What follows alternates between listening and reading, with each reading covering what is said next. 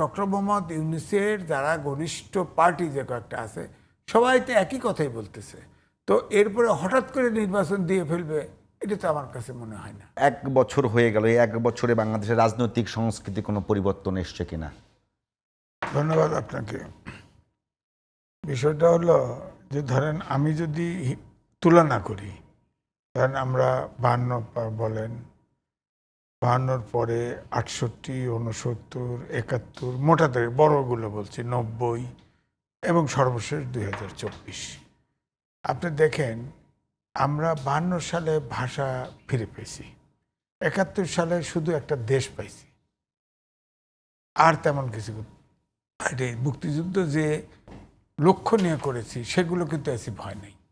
এরপরে দেখেন 2024 সালে এই মুভমেন্টের পরে ছাত্রদের কাছে আমাদের অপরিসীম প্রত্যাশা ছিল। যদিও কোটা নিয়ে আন্দোলন হয়, ফাইনালি তো ফেসিবাদের বিলোপ হয়েছে। সবগুলো দল যখন ইনভলভ হয়ে যায় তখন এটার ভিতরে পলিটিক্যাল দাবিটা এসছে, প্রত্যাশা। কিন্তু আমি দেখলাম যে এই যে এনসিপি দল করলো, দল করার পরেও সেই প্রত্যাশায় আমরা রইলাম না। এটার কারণ হচ্ছে এই দলের সদস্যদেরকে মিসগাইড করা হয়েছে। প্রত্যেকটা মিনিস্ট্রিতে একটা করে ছেলে বসায় দেওয়া হয়েছে, প্রত্যেকটা কমিশনে একটা করে ছেলে বসায় দেওয়া হয়েছে। এবং গতকালকেও গুলশানে স্বরাষ্ট্র মন্ত্রণালয়ে যে ছেলেকে বসানো হয়েছে সে আওয়ামী লীগের মহিলা কোটার এমপির বাসায় 50 লাখ টাকা দাবি করছে এবং অ্যারেস্ট হয়েছে, 5 জন গ্রেপ্তার হয়েছে। তো সুতরাং এখন চাঁদাবাজি, কেউ চাঁদা নিলে কয় এটা চাঁদা, আবার কেউ কয় ডোনেশন, কেউ তুলতেছে আপনার কি কয় আপনার হাদিয়া, কেউ কয় আপনার অনুদান, বিভিন্ন নামে, কিন্তু সবাই কম বেশি চাঁদাবাজি করতেছে সবাই। এবং এনসিপির দেখেন আজ পর্যন্ত 144টা নতুন দল হয়েছে, তারা নিবন্ধনের জন্য ইলেকশন কমিশনে আপনার দরখাস্ত করেছে, একটারও নিবন্ধন ফর্ম পূরণ হয়নি, ঠিক হয়নি, সব বাতিল। আবার হয়নি, তারা কোয়ালিফাইড হয়নি, কোয়ালিফাইড না, qualified না, তারা এলিজিবল না, কি এলিজিবল হয় নাই। তো আপনি বলেন তো দেখি, তাদের স্ট্যান্ডার্ডটা মাপেন না? এর থেকে বোঝা যাচ্ছে একটা দলের দরখাস্তটা তো অন্তত পূর্ণাঙ্গ হইতে হবে, হয় নাই।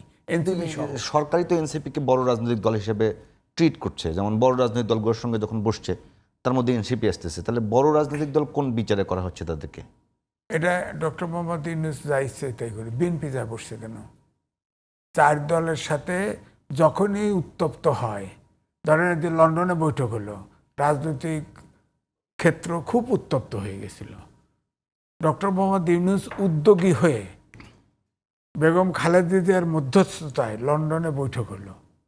এরপরে একটু গুড়ি গুড়ি বৃষ্টির আবহাওয়া, শীতল আবহাওয়া প্রবাহিত হলো, বিএনপি মনে করলো ইলেকশন হচ্ছে। আমি কিন্তু তখনও বলছি ইলেকশন হবে না বিএনপি, কারণ সব শর্ত তবে কিন্তু দিয়ে ঘুড়ির লাটাই ডক্টর মোহাম্মদ ইউনূসের হাতে চললো। এরপরে আপনি দেখেন এবারে এই স্কুলে আপনার লিস্টনে, হ্যাঁ, এটা আপনার জেট বিমান বিধ্বস্ত হওয়ার পরে সারা দেশ তোলফাড় শুরু হয়ে গেছে। হ্যাঁ, তখন কিন্তু প্রথমে 4 দল ডাকলো। 4 দল ডাকলো কেন? সবাইকে ডাকলো না, 4 দলের ভিতরে এনসিপি আছে। বলেন এনসিপির কাছে বিএনপি গেল কেন? তার নিবন্ধন নাই, পোলাপানের দল। আর পোলাপান করলে আমার মাইন্ড করে, তারা 18 বছর বয়স হয়ে গেছে। হ্যাঁ, এখন আরও খারাপ কথা আর কইতে চাই না। তো বিএনপি তো তাদেরকে মাথায় তুলছে।